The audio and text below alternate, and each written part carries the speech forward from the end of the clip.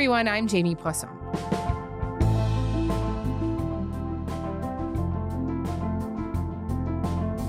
Over the weekend in Geneva, Switzerland, top economic officials from the US and China met for the first time since the start of their enormous trade war that has threatened to upend the global economy. We have to make a great deal for America. Just in case you've lost track of the wild amount of tariffs flying around, the US has currently placed 145% tariffs on China. China has responded with 125%. These kind of rates effectively stop business between the world's two largest economies. As of Sunday evening, not a ton of info had come out of the talks except for a post from Trump after the first day saying great progress was made, which I guess sounds promising.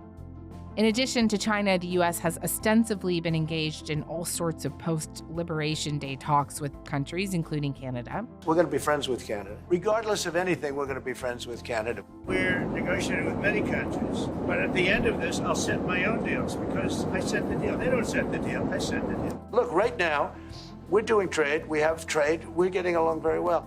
So today we wanted to catch up on all things global trade war. We're going to do that with Daniel DeRocher, Politico's international trade reporter.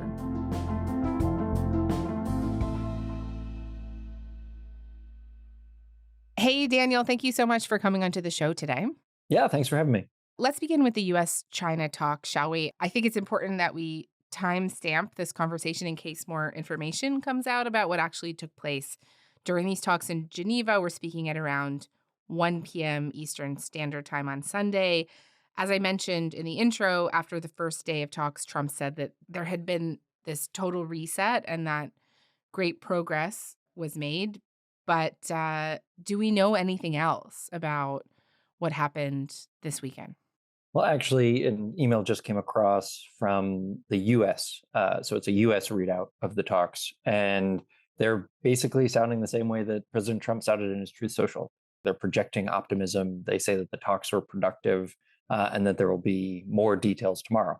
Now, there are all these kind of standard caveats of, what are we actually going to see here? This is still the really early stages. Right. I know going into these talks, there was at least some discussion about at least lowering the tariffs, right? Yeah, and the U.S., both Treasury Secretary Bessent and President Trump have been pretty clear over the past few weeks that there's going to need to be some level of de-escalation before any kind of substantial progress on a deal is made. This isn't sustainable, as I said before, especially on the Chinese side. And 145%, 125% is the equivalent of an embargo. We don't want to decouple. 145% tariffs are very, very high. They effectively stop all trade between the two countries. And so what I think we were going in expecting was that if things went well, we might see a little lower tariff on China. The question is, how low will it be, right? President Trump has been pretty clear that he's wanting to keep at least a blanket 10% tariff on all countries. Even, after we've seen some deals, that seems to be where he's focused. And so I think whatever number they settle with, that'll be the real indication of whether or not businesses can start to feel a little more comfortable as they move forward into the coming seasons. Right. I know ahead of the talks, he said 80% seems right, but that's also very high. Yeah. 80% basically prohibitive, right? I was talking to, at least one small business owner who said anything above 25% would be really, really difficult. It's the frustrating, well, we'll have to see moment that has defined so much of President Trump's trade agenda. I've read reports that get into how for China, these meetings are really about getting a better sense of what Trump wants from them. And I don't know if this is a completely futile question to ask you, but do we have a clearer picture at the moment about what the U.S. is trying to achieve here? With China specifically, I mean, there are so many things that the U.S. Politicians are upset with on a bipartisan basis, right? There are things like intellectual property theft that they say China does. They say that China has the ability to pump money into industry, overproduce, and then dump those products at a lower cost for people. There's stuff like transshipment, where they make at least either legally or illegally, they make things in China, they ship them through other countries, and that way they are able to avoid tariffs. And I think all of those things are factors, but there's also the factor that, China is the second largest economy. They're a growing world power. I think that there's, these national security questions surrounding the relationship between the US and China, particularly when it comes to control of the Pacific. And I think that all of those things are factors here and a really kind of complicated soup when you look at this relationship. Yeah, probably all on the table this weekend, hey? Yeah, exactly. And the Trump administration had a phase one deal with China in the first Trump administration, but China failed to live up to a lot of what they had pledged in that deal. And so there are all kinds of caveats, entering this and murkiness as we go forward.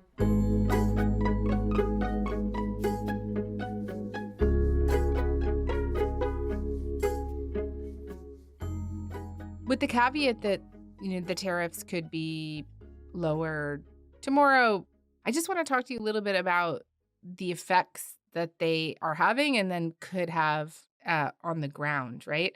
The U.S. imports billions of Chinese goods. Last year, it was $400 billion. So what kind of impacts are we already seeing on the ground, and what do people expect will happen with such high tariff rates? I think that a lot of businesses knew that China was a target as Trump took office. And so you saw this race to bring in a ton of inventory before the tariffs hit. And so really big companies like, Levi's or, some other clothes manufacturers, they were able to really stock up on their inventory to try and weather however long, a tariff might go on between the two countries. Small businesses didn't really have that option in the same way. And so what we're seeing here is we're now starting to see blank shipments, which means, shippers are canceling shipments from China or wherever. And so there's fewer ships coming in with cargo to the US. That means that there's also fewer ships going out of the US with cargo, which is hurting, the agriculture community that has perishable goods that they need to get on ships to get out to other countries. Kevin Malchine's family has been farming this Wisconsin land since before the Civil War. China buys more American soybeans than any other country. The nation produces a little bit over 4 billion bushel of soybeans. I think it was 42% last year were sold to China. There's a lot of money that goes into a crop every year, and that's part of the risk that farmers are accustomed to taking, and really the tariffs just add another element of risk. That has a ripple effect through the economy. So take truckers. They now have fewer hauls to make between the ports and the inside of the country. I spoke with a toy manufacturer. It's a guy named Joe Seymour. He works for a company named eBlocks. They're basically like Legos where you can make a circuit and things light up and glow and that sort of thing. And he is basically stuck right now. He's got stuff that's stuck in China that's not coming through. And so he has just kind of put everything on pause. And it's a real challenge right now, because if you look at the retailers, they're trying to stock up.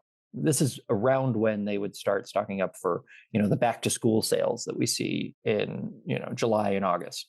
Soon it'll be their time to stock up for their Christmas inventory. And with so many questions about trade right now, those decisions are really challenging. And I think that the people who we see pressure on the most in this moment are small businesses. And so we're looking to see, are we going to see a kind of uptick in bankruptcies? Because that would probably happen before we really start to see empty shelves. That said, companies are already starting to factor in and increase prices. We had the toy maker Mattel make that announcement recently. It's a different sector, but automobiles, they're also saying that they're going to have to raise money. So we're seeing it in a lot of ways. I saw a whole piece in the Washington Post this weekend about how summer essentials are about to get really pricey, potentially from swimsuits to flip-flops to beach shades to barbecues. I mean, it's interesting you brought up toys. They sort of became the ground zero of this trade debate recently, right? Like when Trump made that comment about how kids might get $2 instead of $30. Much of it we don't need. Somebody said, the shelves are going to be open. Well, maybe the children will have $2 instead of $30, and maybe the $2 will cost a couple of bucks more than they would normally. How is that comment being received in the U.S.? it's never really a good sign if the president is saying, oh, yeah, you have to tighten your belt, Yeah. right? Like, that's just not a good political message. So it's being received kind of the way that you would expect, I think, for your average person, right? Nobody wants to see increased prices. It was a problem that had plagued us through the Biden administration with high inflation. And it was also kind of a promise that Trump made that he would bring down prices on day one. And he's not really living up to that promise. I just want to state the obvious here that we're talking about China and the US, but I do think it's worth us plainly going through some of the ways in which this all spills over to everyone else, right? And just if you could take me through what this kind of trade war, if it continues with very high rates of tariffs, could do to prices in other countries like Canada and could do to an economy like the Canadian economy. So just from like a really simple shipment perspective, if ships stop coming out of China, ships make multiple stops. So they'll stop in China, they'll stop in Vietnam, they'll stop somewhere else. If they stop coming out of China, that's slowing trade for everyone. It turns down the ships. And so then that starts to drive up prices. I think if the American economy becomes more expensive, you're going to see other countries' economies become more expensive. And it's not just that. I mean, there's so many sectors, right? The steel and aluminum, the automobiles. They also are looking at, tariffs on lumber or on semiconductors, on pharmaceuticals. And so the US is really kind of upending this system of trade that we saw basically since World War II. And it's uncertain how it'll all end up shaking out.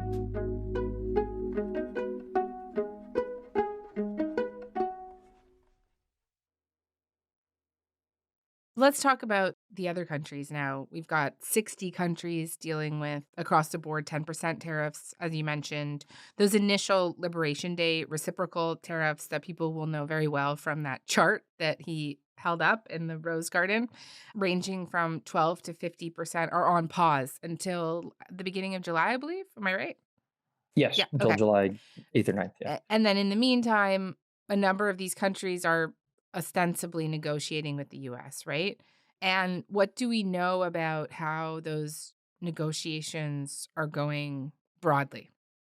The White House is projecting optimism. And I think that that's in part to try and soothe the financial markets to say, hey, look, we're making progress before July and that'll mean something. But if you look at it, they're kind of really pinpointing a select few countries and putting the other countries on the back burner.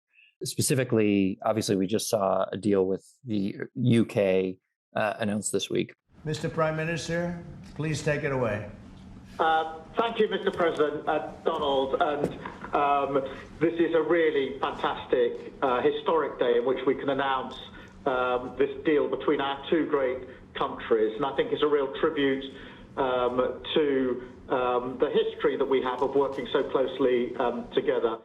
We're also seeing representatives from countries like Japan and South Korea and Vietnam and India that are meeting with the administration. And so those are kind of the primary targets. But the folks in the administration will say that they're in negotiations with 18 countries and that there is paper being passed back and forth, these kind of terms about tariffs, non-tariff barriers, which are like stuff that might make goods more expensive, digital service taxes, and then just kind of whether or not they would be willing to, make more purchases of U.S. goods. And so that's kind of the framework that they're setting out. And then we're seeing the negotiations move forward from there.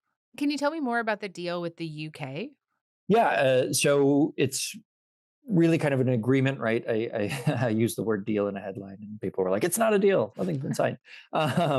And so they've come up with an agreement where the U.S. would lower some of the sectoral tariffs on certain things. So UK made automobiles, instead of facing a 25% tariff on automobiles, they'll be able to bring in 100,000 cars at a 10% tariff, which actually upset the American auto manufacturers because they said that now 100,000 vehicles from the UK will be cheaper than an American-made vehicle that relies on foreign parts. Huh.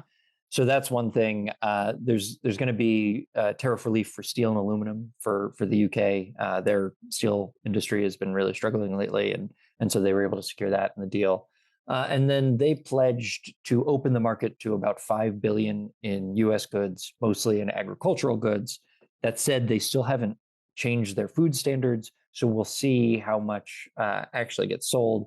The tricky part, the administration has definitely warmed to these pledges of purchasing U.S. goods. The tricky part is seeing, how much will they actually purchase? How much is that spread out? Will this stuff actually sell? And those are all questions that'll have to be filled in the future. Huh. But they really avoided the kind of trickier issues, at least in the UK, like the digital service tax. There's not a ton of support for pulling back on that. Right. And this is like a tax on. Yeah. So like basically the American big tech companies for doing business in there, they get taxed. I think Canada also has a digital service tax. We do. And the US hates it as well, or the Trump administration hates it as well. And the big tech companies hate it. Yeah. And then like the food standards, like chlorinated chicken and like hormones in beef. Yeah. That sort of stuff is all on the table. And so this is just like a handshake deal. I'm just trying to wrap my head around why the UK would want to do that. It's basically like, okay, here's what we agreed to do. Now the lawyers are going to hammer out the details. But, if you talk to trade lawyers and if you talk to trade representatives, they say the devil is, that's such a cliche, but the devil is in the details, right? Like that's the stuff that's really going to matter. And so we're going to, the thing that they kept saying during the press conference is, oh, yeah, we're going to hammer out more of the details later, but these are the broad strokes. And so it also is a sign, right? Like if you have one trade deal or whatever, we know that they have made significant progress on a trade deal with the UK. That's a sign that there might be more to come. That said, the UK has been looking to make a trade deal with the US since Trump's first term, since Brexit. And so they were one of the lower hanging fruits, one of the easier countries to deal with when it comes to this stuff.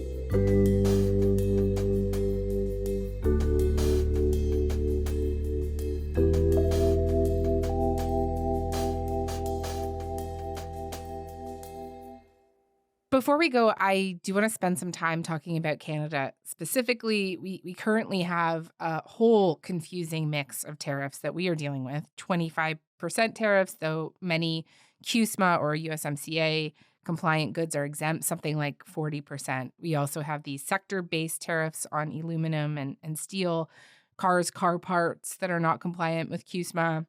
We have retaliatory tariffs placed on the U.S. There's a lot of uncertainty around whether more tariffs are coming. For example, last week, Trump threatened new tariffs, 100% tariffs on movies made outside the United States. The movie tariffs, what they've done is other nations have been stealing the movie-making capabilities from the United States.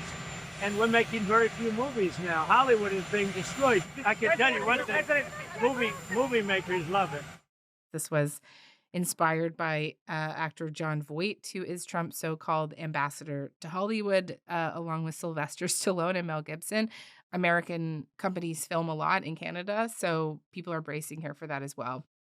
As you know, our Prime Minister, Mark Carney, visited Washington last week, and I would be curious to hear what you heard of that meeting.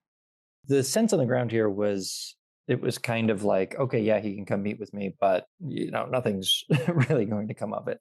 And that really is kind of where I think both Canada and Mexico sit right now, is they were the first front in this trade war. And now they are just taking a back seat until all this other stuff is settled. And so you're kind of in a holding pattern and then waiting as more and more sectoral tariffs get introduced, which are kind of more of where I would argue Canada is being hit. I think the biggest moment that came out of that meeting was Mark Carney, your prime minister, saying, Canada is not for sale, and the president saying, never say never. I think that was more of what was focused on the U.S. side, just because it seems pretty clear that the administration has just put Canada and Mexico in another bucket until more progress is made on this other broader trade front.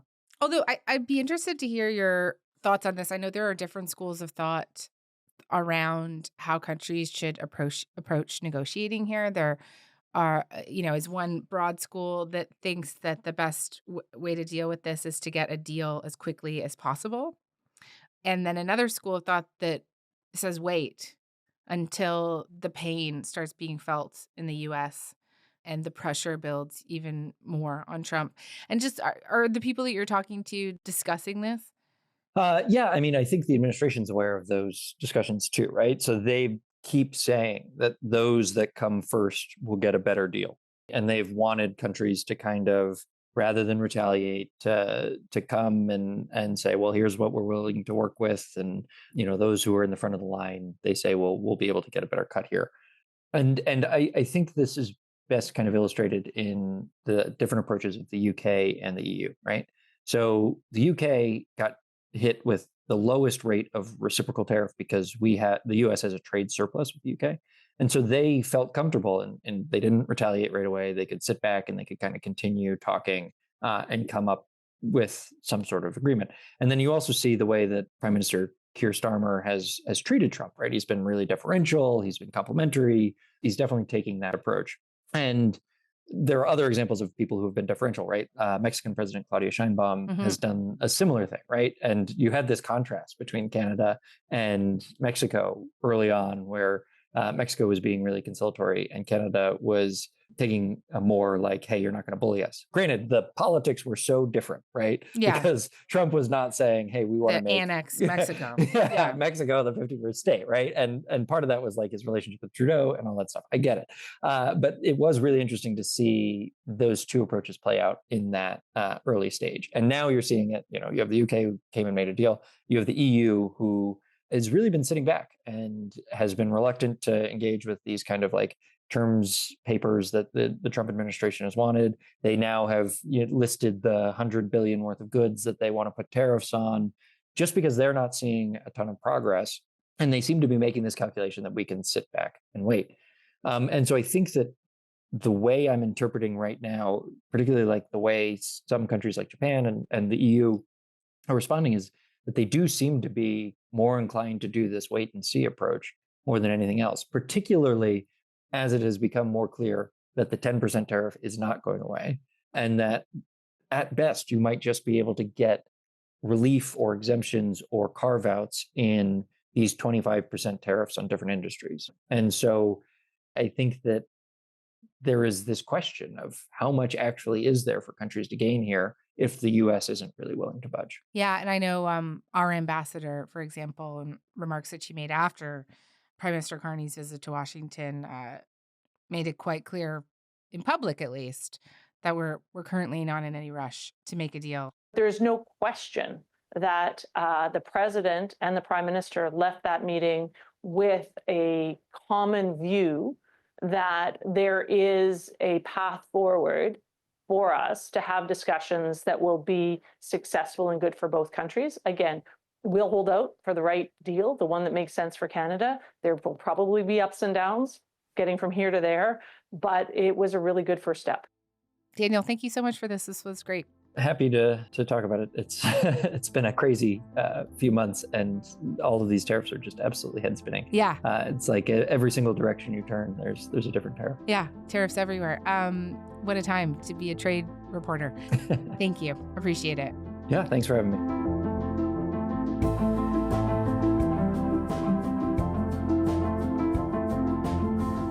All right, that's all for today. I'm Jamie Poisson. Thanks so much for listening. Talk to you tomorrow.